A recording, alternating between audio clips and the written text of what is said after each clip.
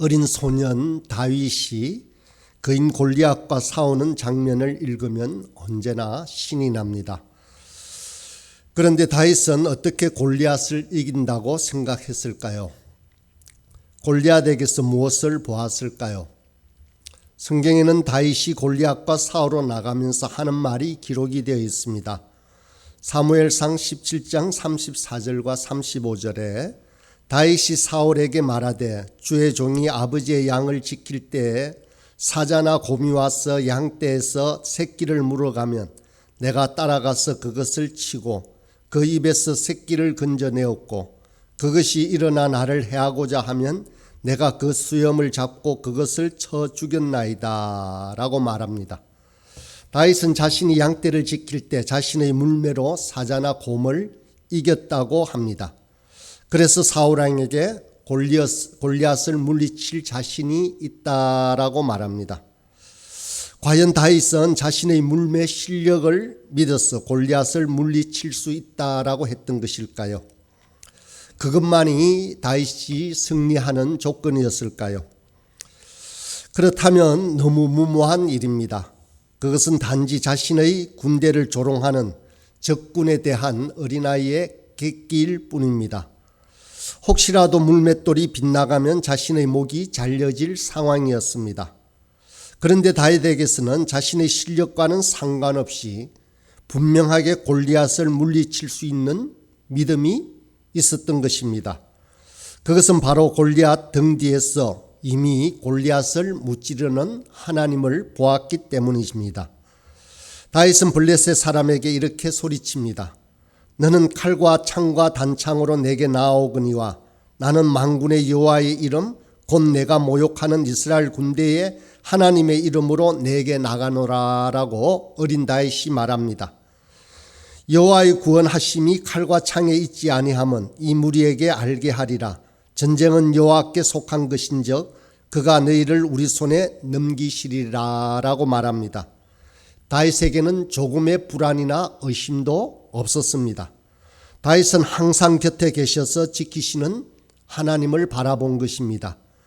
그러므로 다윗에게는 그 살벌한 전장터도 완벽하게 안전한 장소였던 것입니다. 또 다른 하나의 이야기를 살펴보겠습니다. 열왕기하 6장에 나오는 이야기입니다.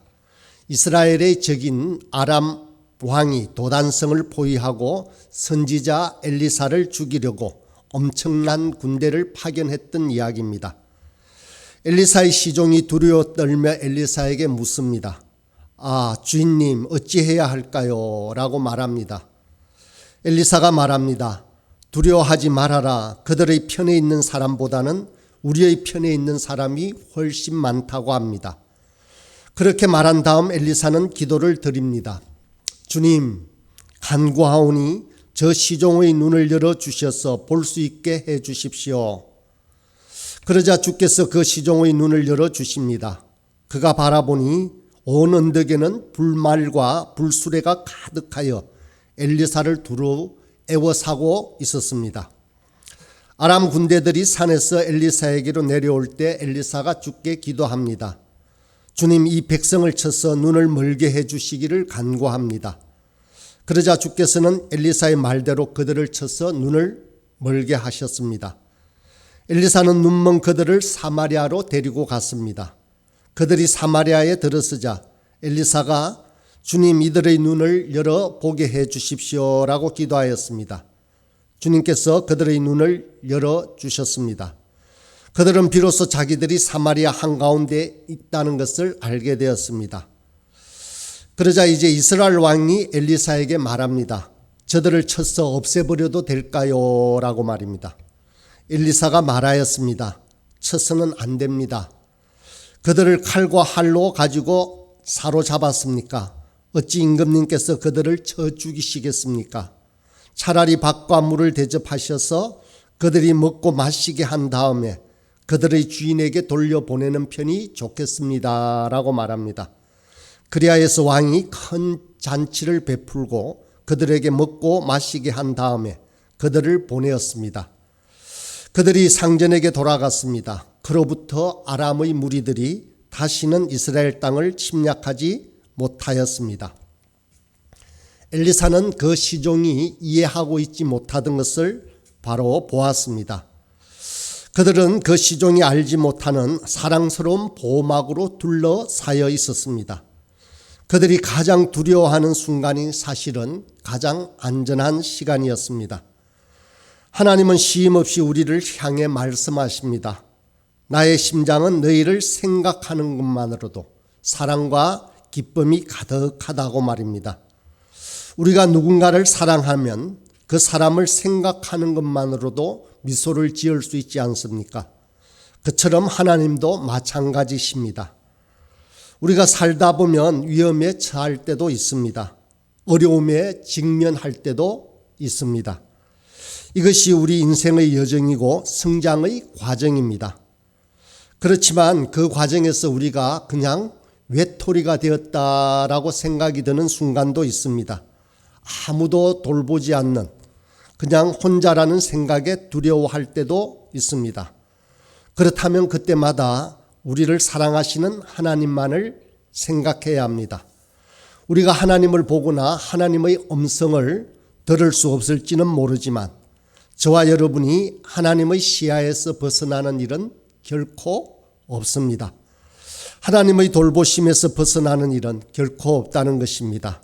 저와 여러분은 하나님의 사랑을 받은 자입니다. 달라스 윌라드 목사님의 하나님의 모력이라는 책을 읽다가 어떤 사실을 깨달았습니다.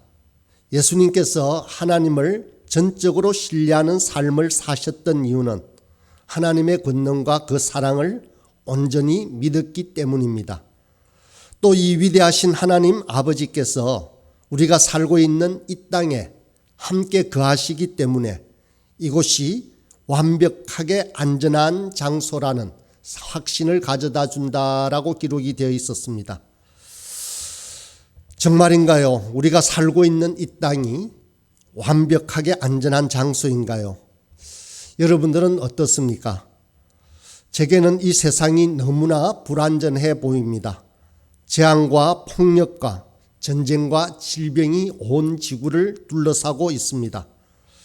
그런데도 성경은 우리가 사는 이곳이 완벽하게 안전하다는 사실을 우리에게 거듭해서 말하고 있습니다. 사자굴과 풀무불, 바울의 감옥과 험한 물결이 치솟는 깊은 홍해, 끊임없이 쫓아오는 적군의 추적, 사나운 폭풍 후에 난파된 작은 배들과 같은 기록이 있습니다. 이 모두는 가장 위험한 곳으로 보였지만 결국 가장 안전한 장소로 판명이 났습니다. 우리에게 나쁜 일이 일어나지 않아서가 아닙니다. 바울 사도가 말한 바로 이 진리 때문입니다. 로마서 8장 35절입니다. 누가 우리를 그리스도의 사랑에서 끊으리요? 환난이나 곤고나 핍박이나 기근이나 적신이나 위험이나 칼이랴. 이 세상에서 그 어떤 것도 우리를 그리스도의 사랑에서 끊을 수 없다라고 하십니다. 시편 기자 또한 이 진리를 분명하게 알았습니다. 시편 23편 4절입니다.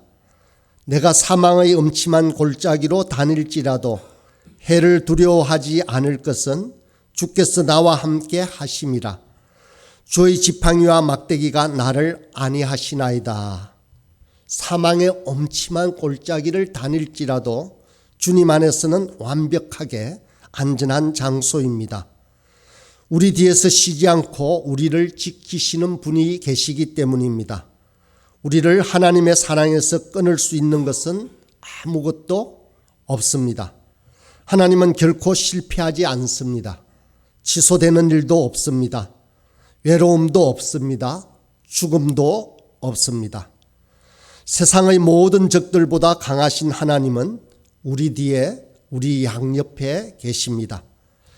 지금 우리 손을 붙잡아 주시는 주님을 보게 될 것입니다. 그때까지 우리는 믿음의 길을 걸어갑니다.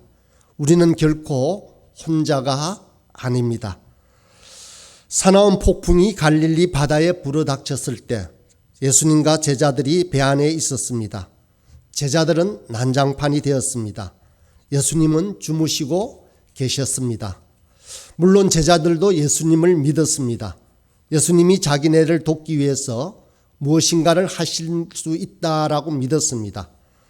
그렇지만 그들은 예수님 자체에 대한 믿음은 없었습니다. 하나님의 손안에서 안전하다는 확신은 받아들이지 않았습니다. 제가 기도할 때마다 떠올리는 말씀 구절이 있습니다. 빌립보서 4장 6, 7절의 말씀입니다. 아무것도 염려하지 말고 다만 기도와 간구로 너희 구할 것을 감사함으로 아뢰라. 그리하면 모든 지각에 뛰어난 하나님의 평강이 그리스도 예수 안에서 너희 마음과 생각을 지키시리라. 바울 사도가 말하는 하나님의 평강이라는 것이 무엇일까요? 제가 만약 하나님의 평강으로 저의 마음과 생각이 가득하여 하나님을 온전히 신뢰하여서 이 세상이 완벽하게 안전한 장소라는 확신이 들면 제가 살아가는 삶은 어떤 모습이 될까요? 저는 모든 것에 지금보다 훨씬 덜 염려하게 될 것입니다. 제 삶은 하나님의 손안에서 완벽하게 안식하게 될 것입니다. 제 자신의 능력이 부족하다는 이유로 고통을 받지 않을 것입니다. 또 제가 서두르지 않는 사람이 될 것입니다. 하나님께 완벽하게 순종하고 신뢰할 것입니다. 걱정 근심을 몰래 쌓아두지는 않을 것입니다. 그런데 우리에게 주어지는 이 평강은 아무런 문제가 없는 가운데 주어지는 그런 평안이 아닙니다. 우리 삶은 아무런 일이 일어나지 않는 무료함이 아닙니다. 위험이 따르고 고통이 따릅니다. 그 속에서 우리는 성장하고 하나님을 더욱더 신뢰하게 됩니다. 성경 속 인물들의 삶을 보면 여러 가지 위험과 시련 속에서 하나님을 의지하고 하나님의 보호하심을 확신하면서 성장해 갑니다. 놀랍게도 하나님의 사람들은 겁에 질려 있으면서도 위협을 무릅쓰고 하나님께 순종합니다. 2살짜리 자녀가 겁에 질려 있을 때 수영장 안에 있는 아버지가 팔 안으로 뛰어들라고 달래는 것과 같습니다. 아빠를 믿어도 돼. 너를 떨어뜨리지 않을 거야. 여기는 아주 안전한 장소란다. 하지만 아이가 아빠 품으로 뛰어들지 않으면 결코 알 수 없습니다. 이와 같이 하나님은 근심 많은 2살배기 자녀들과 같은 우리들을 달래십니다. 넌 바로에게 도전할 수 있어. 넌 약속의 땅을 정복할 수 있어. 넌 골리앗에게 맞서 싸울 수 있어 라고 말입니다. 이 모든 것들은 분명 위험한 모험이지만 하나님의 품 안에서 완벽하게 안전한 장소로 바뀝니다. 저와 여러분 역시 위대하고 강한 하나님의 돌보심 가운데 있습니다. 하나님의 팔은 매우 강합니다. 여태껏 하나님은 아무도 떨어뜨리신 적이 없습니다. 하나님은 저와 여러분도 떨어뜨리지 않으실 것입니다. 저와 여러분은 하나님을 믿어야만 합니다. 뛰어내려야만 합니다. 우리의 평안은 안전하고 조용하고 한적한 곳에 그저 홀로 사는 평안이 아닙니다. 예수님이 말씀하시는 평안 또한 그런 종류의 평안이 아니라는 것입니다. 오히려 예수님은 어려움 속에 계셨습니다. 나사로의 죽음 앞에서 심령의 분통을 여기시고 나사로를 사랑하셨기 때문에 민망히 여기셨습니다. 예수님은 또 유다의 배신과 영적 죽음 앞에서도 민망히 여겼습니다. 바울 사도 역시 그리스도의 평안이 어려움과 염려로부터 도망가는 것이 아니라는 사실을 깨달았습니다. 그래서 고린도후서 11장 28절 29절에 보면 바울 사도는 날마다 속에 눌리는 것이 있다라고 했습니다. 그것은 교회를 위하여 염려하는 것이라고 했습니다. 누가 약해지거나 실족하게 되면 애가 탄다고도 했습니다. 이로 볼 때 우리가 찾는 그 평안이란 조용하고 안전한 만족스러운 환경을 찾아다니는 것이 아니라는 것을 알 수 있습니다. 예수님의 평안에 산다는 것은 예수님이 세상을 보셨던 것처럼 우리도 그렇게 바라보는 것을 말합니다. 바로 우리가 사는 이 세상이야말로 하나님의 끊임없는 돌보심의 대상이라는 것을 깨닫는 것입니다. 예수님은 이것을 끊임없이 가르치셨습니다. 왜 목숨을 위하여 무엇을 먹을까, 무엇을 마실까, 몸을 위하여 무엇을 입을까를 염려하느냐고 말입니다. 들의 백합화가 어떻게 자라는가 생각해보라. 수고도 아니하고 길쌈도 아니한다고 하셨습니다.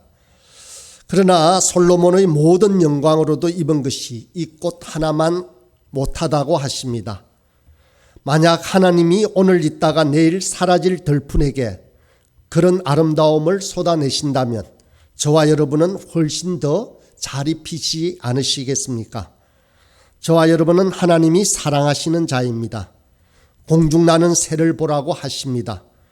예수님은 새 한 마리에 대한 하나님의 사랑을 보라고 하십니다.